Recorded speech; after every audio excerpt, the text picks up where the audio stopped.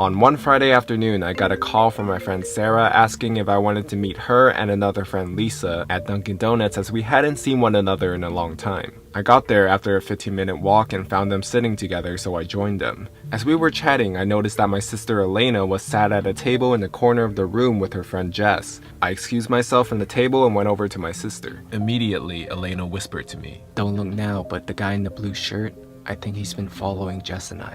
She told me that he's passed their table a good 5 times in the past 20 minutes to go to the bathroom, but he walks slower every time he passes them. I told them they were most likely being paranoid and there was nothing to worry about, but for their peace of mind, I offered to leave with them so they wouldn't feel as worried. I walked back to my table and explained the situation to Sarah and Lisa.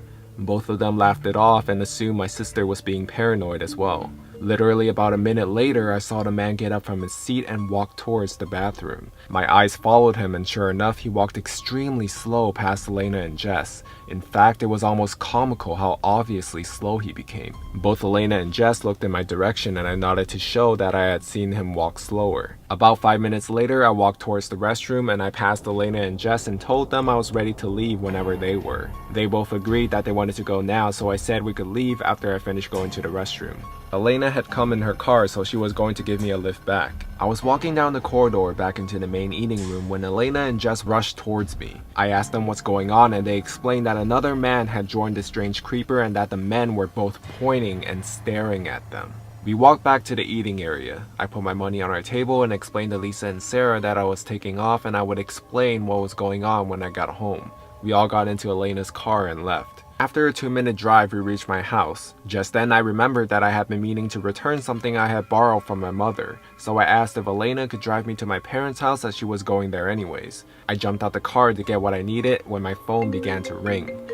It was Elena. She explained that a car had driven past and had pulled into a driveway. She said that the driver was the creep from Dunkin' Donuts. I looked out my window and sure enough there was a car which didn't belong to the owner of the house parked on their driveway. I got the girls into the house and locked the door. I instructed Elena to take a photo of the car and the license plate and told Jess to call 911 as she would give the operator more information than what I could. Elena took the photos and we sort of gathered around Jess as she was speaking to the operator. She had finished telling the story and I heard the operator assure us that the police would be on their house soon. A few minutes passed and there was a loud knock at the front door followed by a voice shouting, "It's the police!" We all did a sigh of relief as I went to open the door. Jess told the operator that the police were here and she hung up. Definitely something she shouldn't have done. I was in the process of unlocking the door when I thought to look through the spy hole at the top. I peered through and it wasn't a police officer. It was the same guy.